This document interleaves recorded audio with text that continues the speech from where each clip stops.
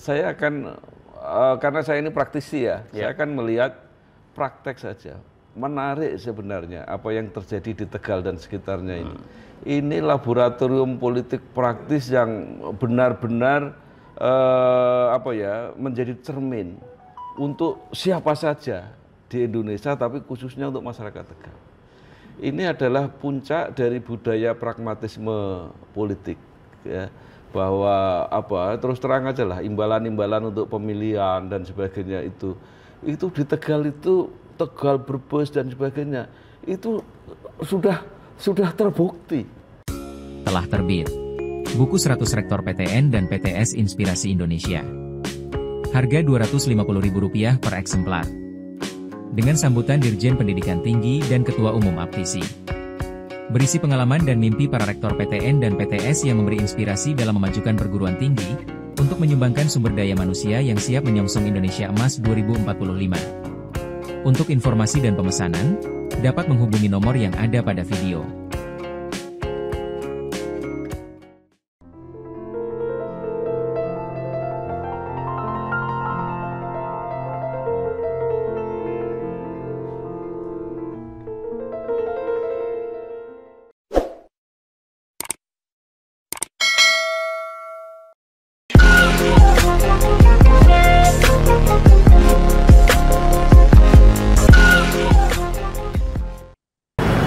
Assalamualaikum warahmatullahi wabarakatuh.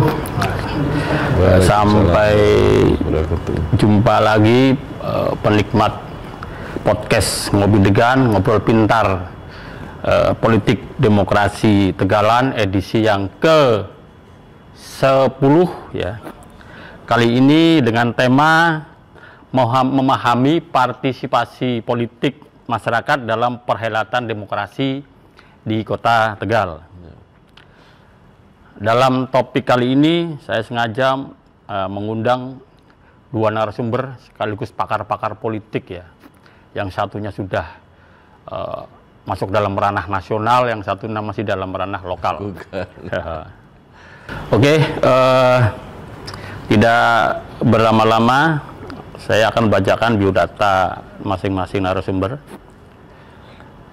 Yang pertama Bapak Bambang Sadono, Dr. SHMH.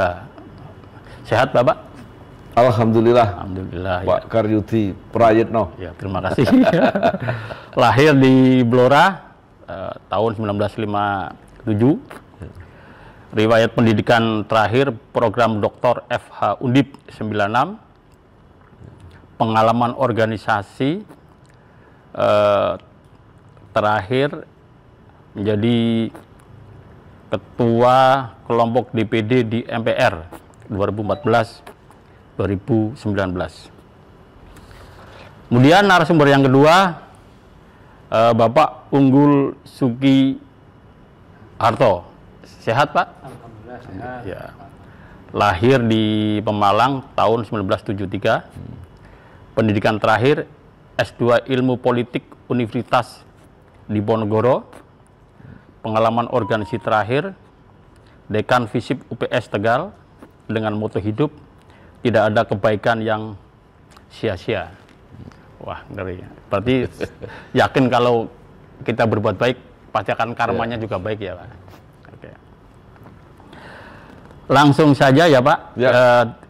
Untuk tidak berlama-lama, saya sedikit mengambil prolog bahwa dalam pemilu maupun pilkada itu kan bagian dari sistem demokrasi kita. Itu tidak lepas dari namanya partisipasi. Itu seperti dua sisi mata uang ya, yang tidak bisa kita pisahkan. Pemilu maupun pilkada akan dianggap sukses kalau partisipasinya tinggi, kira-kira itu sebagai tolak ukur. Pertanyaannya bukan pertanyaan lah, kira-kira jawab dengan singkat, sepakat atau disepakat. Untuk Mas Bambang senior, apakah benar bahwa sebuah demokrasi akan dianggap sukses kalau partisipasinya tinggi? Ya, itu bisa, tapi belum tentu. Kalau partisipasi tinggi karena mobilisasi ya, orang bukan karena kesadaran, itu pemilihnya banyak tapi belum tentu kualitasnya bagus. Ada juga yang rata-rata di Eropa, di negara maju, itu mereka berkisar 50%, mungkin bisa kadang-kadang kurang. Tapi benar-benar dengan kesadaran yang tinggi ketika memilih, dan yang tidak memilih itu juga dengan kesadaran bahwa dia yakin bahwa yang akan datang memilih itu pasti memilih yang terbaik. Nah, itu bisa terjadi kayak begitu. Oh iya. Ya. Oke. Lah, untuk pandangan dari akademisi, apakah pemilu maupun pilkada dianggap sukses ketika partisipannya tinggi? Kalau tolak ukurnya itu kuantitas, maka inherent itu. Tapi kalau tolak ukurnya kualitas, itu tidak sebanding.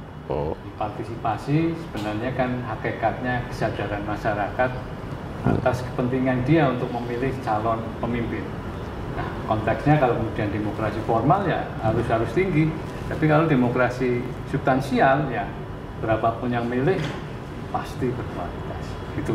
Oke, ya itu sebagai prolog saja ya. Masyarakat Kota Tegal ataupun masyarakat di luar Kota Tegal yang hari ini kebetulan masih mendengarkan podcast Ngopi Degan, kira-kira antara partisipasi politik dengan pemilu maupun pilkada itu gambarnya demikian yang sudah dipaparkan oleh dua narasumber. Pertanyaan pertama untuk Mas Unggul ya, selaku akademisi.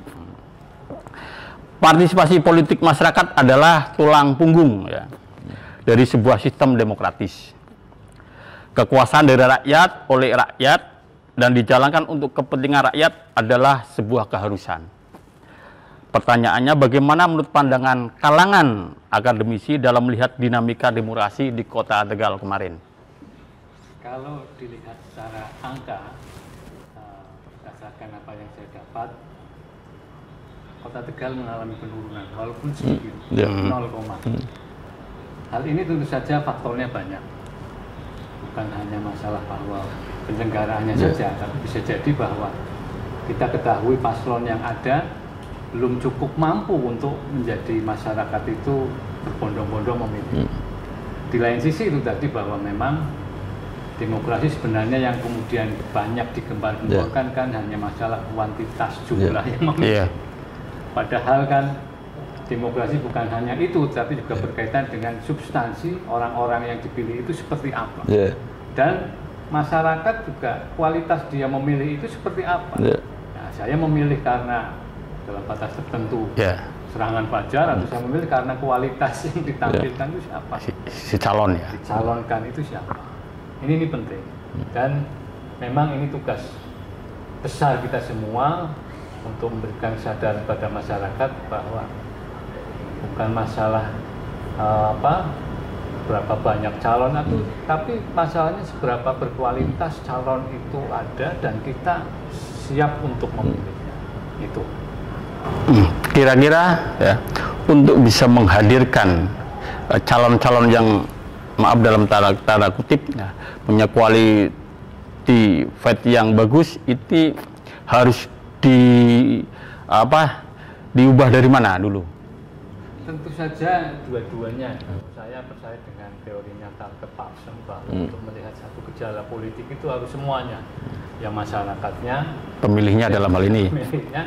Ya, jadi betul yang dikatakan Pak Dr. Bambang tadi ketika bincang di sana bahwa pemimpin itu refleksi dari masyarakat. Betul. Ini yang perlu dipaham. Jadi kalau kemudian mau istilahnya sekarang, ya kalau memang ingin diperbaiki, kadang kita harus istilah saya reset ulang gitu.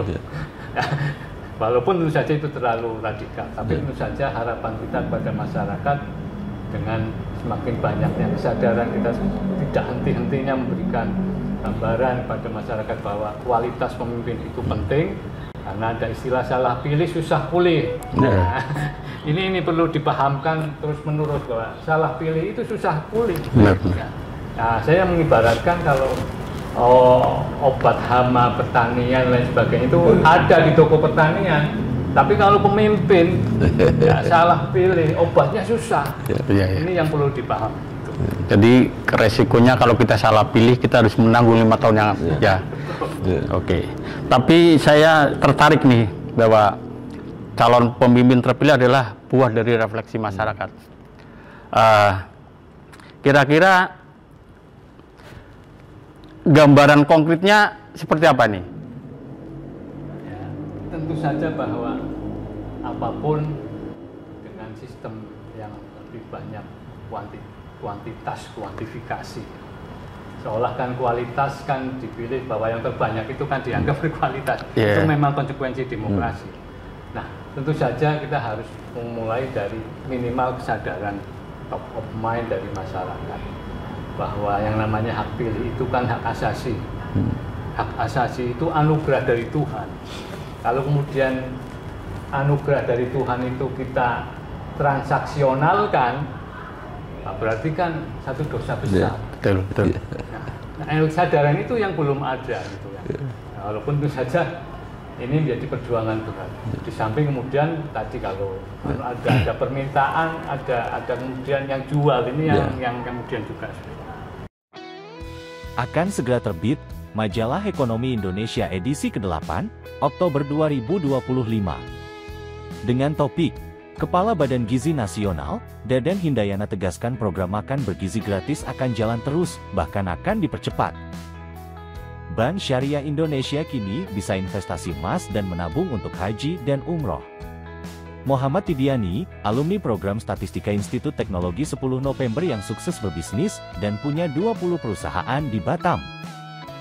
Untuk pemasangan iklan dan berlangganan dapat menghubungi nomor yang ada pada video. Kemudian pertanyaan yang berikutnya saya sampaikan kepada tokoh politik nasional ya, sekaligus jurnalis senior ini, karena mantan Pimret Suara Merdeka ya senior ya. Iya, wakil pemimpin redaksi Suara Merdeka, pemimpin redaksi Suara Karya, Sekretaris Jenderal Persatuan Wartawan Indonesia. Jawabannya tidak diragukan ya. Makanya kalau makanya sebut hari ini saya menghadirkan pakar-pakar politik itu benar. Oke, begini pertanyaannya senior. Bagaimana wajah demokrasi kita secara umum menurut Bapak? Apakah masih baik-baik saja atau ada sisi gelap yang akan menjadi ancaman demokrasi ke depannya? Terkait partisipasi politik masyarakat dalam berdemokrasi. Iya, baik, terima kasih Pak Karnudi Prayitno dan Pak Unggul Sugiharto. Saya akan karena saya ini praktisi saya akan melihat praktek saja. Menarik sebenarnya apa yang terjadi di Tegal dan sekitarnya ini. Ini laboratorium politik praktis yang benar-benar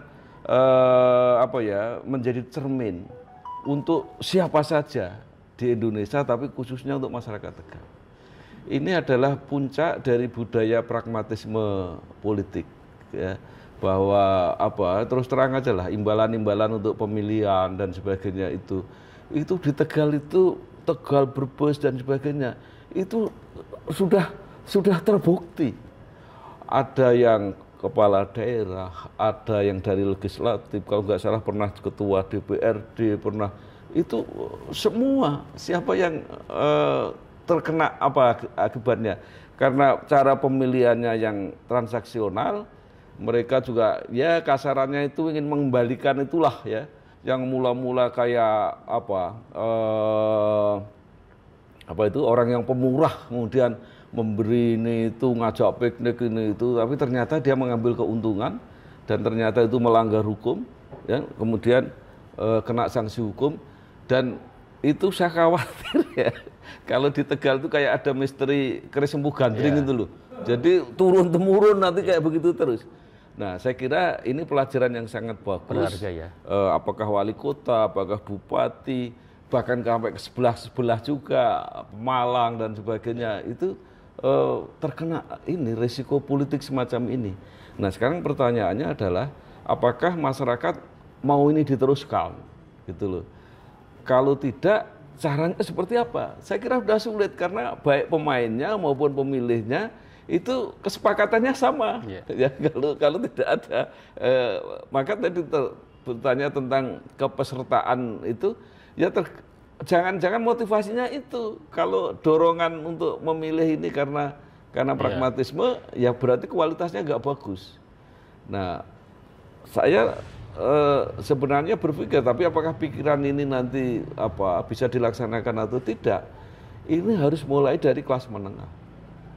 Kelas menengah mendidik, memberi contoh, berjuang.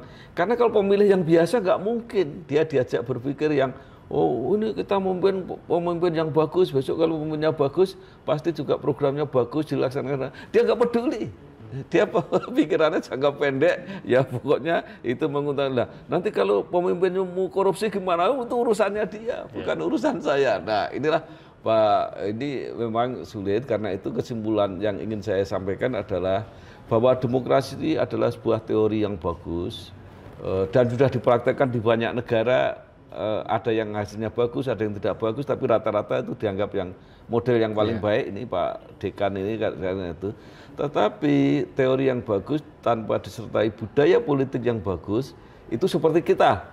Pokoknya kalau ada yang mau nulis ini kasus Tegal dan sekitarnya ini paling menarik menurut saya. Jadi rakyat bisa menonton langsung. Nah, ini mungkin ada satu gerakan gitu yang karena saya pernah melihat itu ya, itu memang skupnya hanya satu kelurahan, kemudian akan memilih lurah tapi menolak money politik, itu rakyatnya yang rame-rame kampanye jualan gitu. Nah, bisakah itu terjadi? Seperti misalnya sekarang di beberapa daerah memprotes bupatinya dan sebagainya. Ya tapi kan itu yang Anda sendiri yang pilih itu. Nah sekarang kalau kayak begitu, ya sudah terima aja hasilnya kayak begitu. Nah ini saya kira pendapat saya Pak Karjuti. Oke, terkait dorongan berpartisipasi karena dalam tanda kutip transaksional, hari ini kan hampir boleh dikatakan menjadi sebuah budaya ya, karena terjadi bukan hanya di satu daerah, hampir semua daerah seperti itu.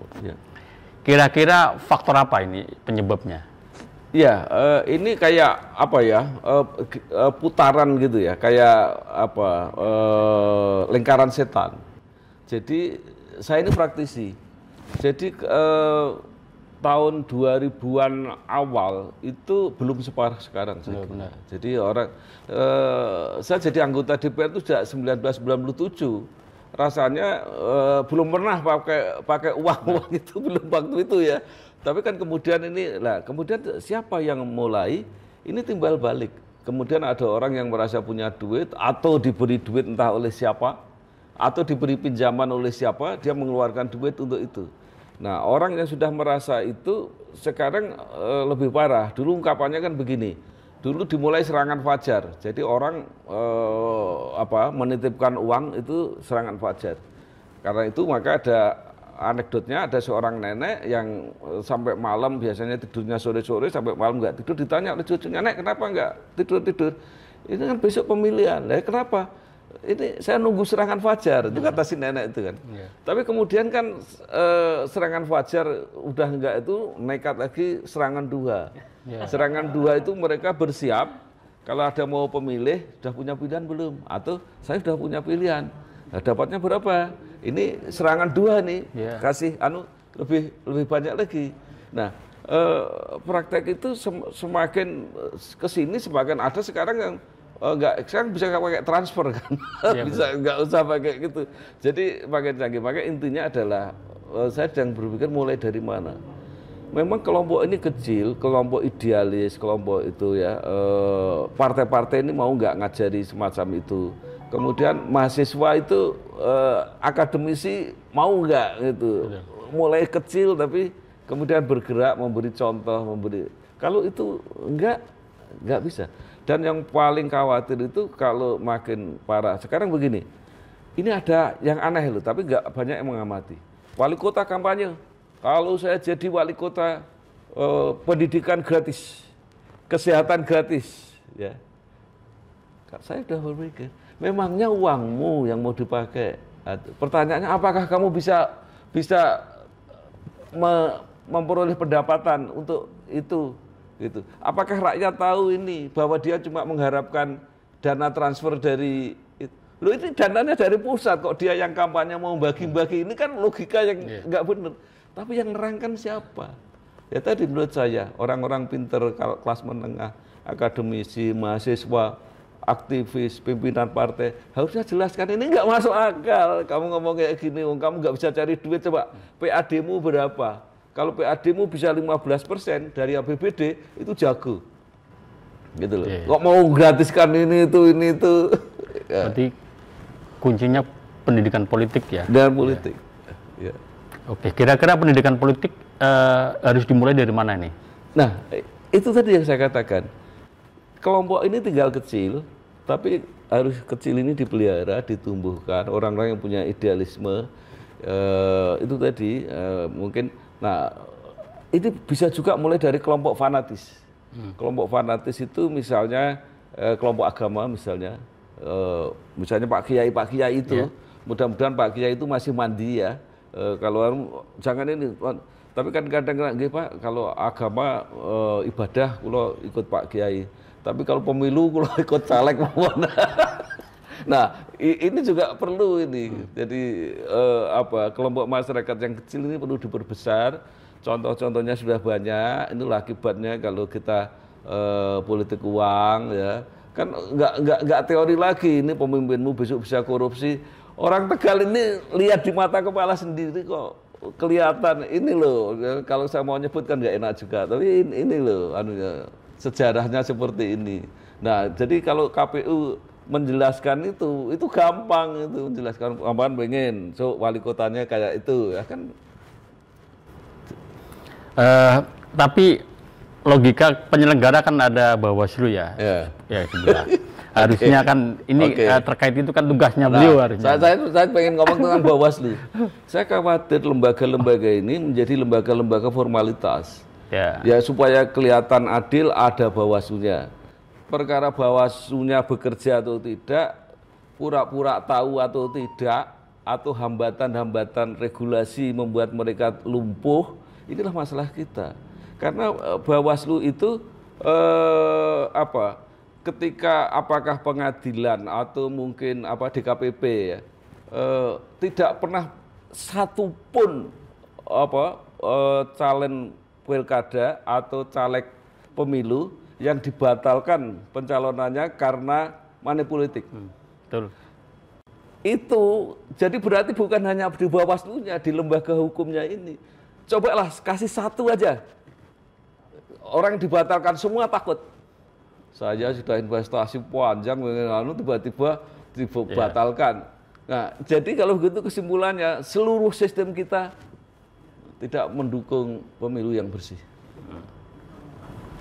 Oke, ya seru juga nih ya dari pernyataan-pernyataan dua narasumber. Tapi karena kita podcast ini adalah podcast live 30 menit ya. Sehingga kita sudah masuk di penghujung acara. Kira-kira closing statement, kalau tadi pertanyaan pertama saya sampaikan dari kalangan akademisi, sekarang untuk closing statement saya didahulukan oleh Mas Unggul. Closing statementnya untuk menghasilkan sebuah pemilu ke depan yang lebih baik itu kira-kira apa? Saya terima kasih Pak Karyudi. Saya kira kegiatan ini kegiatan yang bagus. Terobosan teknologi yang bisa dimanfaatkan untuk itu tadi pendidikan politik. Ini memang harus dilakukan terus-menerus. Pemilu kita harus berkualitas supaya menghasilkan pemimpin yang terseleksi juga yang berkualitas baik. Nah, lembaga-lembaga penyelenggara pemilu ini juga harus menjadi lembaga yang advokatif, pejuang gitu. Jangan menjadi KPU, menjadi Bawaslu itu langsung menjadi kayak pejabat. Jadi pokoknya yang penting tugasnya formalitas dilakukan, laporannya lengkap, tanggungan jawab keuangannya beres, tetapi tidak ada idealisme, tidak ada semangat berjuang untuk menghasilkan itu. banyak lembaga-lembaga kita sekarang menjadi seperti itu. Kalau sudah terpilih bergaya kulturnya kultur pejabat semua. Oh, iya. Nah, ini mudah-mudahan ini disadari oleh teman-teman yang mendapat amanah untuk itu. Integritas berarti kunci ya. Ya, berikutnya closing statement dari pandangan akademisi terkait ini. Harapan itu selalu ada. Ya. Artinya bahwa apakah ada model tidak yang kemudian dalam tanda kutip calon pemimpin yang terpilih itu dengan logistik yang minimal ada. Di kabupaten tetangga sebelah itu ada role model sebenarnya almarhum Pak Endos. Itu kan logistiknya minimal tapi terbukti jadi. Kemudian kita ke wilayah timur ada Bu Tri Risma dulu. Itu juga dalam batas tertentu nggak memiliki banyak logistik. Tapi jadi. Kemudian juga diteruskan dengan penerusnya sekarang Pak Heri itu juga tidak mengenai logistik besar tidak. Tapi itu juga membuktikan bahwa mereka yang jadi itu para elit dengan katakanlah yang no money politik itu punya modal sosial yang besar. Dan itu memang tidak tiap periode muncul orang pemimpinnya. Nah, yang harus kita perbesar tentu saja bahwa di samping kelas menengah kesadarannya kita perbesar. Nah, itu tadi kita pada partai-partai munculkan calon pemimpin yang punya modal sosial bagus, bukan hanya logistiknya saja. Tentu saja ini sebagai pesan moral ya, karena kan ini satu proses ya. Jadi kita masih bisa berharap banyak. Gitu. Tapi sebelum closing ini saya dari dengan tutup, kira-kira modal sosial apakah cukup untuk memenangkan pertarungan daripada modal logistik? Nah, ini kan memang satu tantangan besar. Tapi dengan adanya contoh-contoh itu tadi, itu membuktikan bisa. Tinggal kemudian tadi bahwa muaranya kan partai mau tidak. Ini pentingnya. Kalau partainya tidak mau ya tentu saja sebagai gerbang terakhirnya partai ya memang bisa tapi berat sekali. Berarti yang penting yakin aja. Oke, gitu. Oh, oke. Demikian ya pendengar podcast Ngopi Dekan edisi yang ke-10 ya. Hari ini memang sengaja saya menghadirkan pakar-pakar politik yang handal ya, yang sudah kita dengarkan sama-sama dalam, kalau saya menarik kesimpulan bahwa untuk menghasilkan sebuah pemimpin yang berkualitas ya, maka partai punya andil ya untuk menggodok ya, untuk mendapatkan recommended ya, yang kira-kira yang menjadi dasar adalah kualitas dan integritas ya, bukan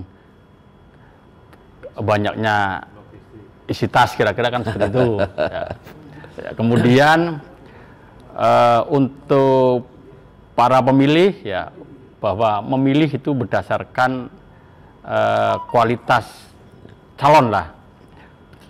Sekali lagi memilih bukan karena banyaknya isi tas yang dibagi ya.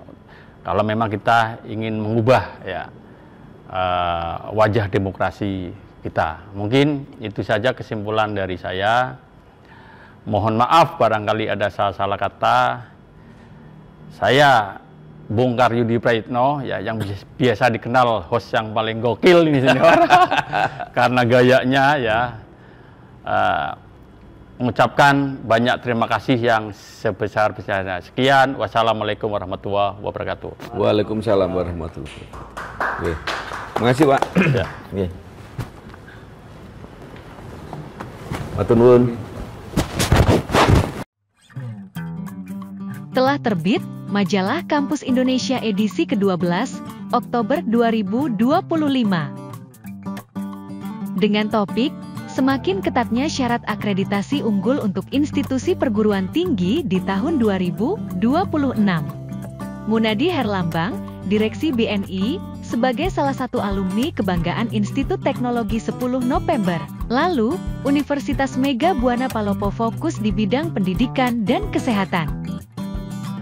Untuk informasi dan berlangganan, dapat menghubungi kontak yang ada pada video.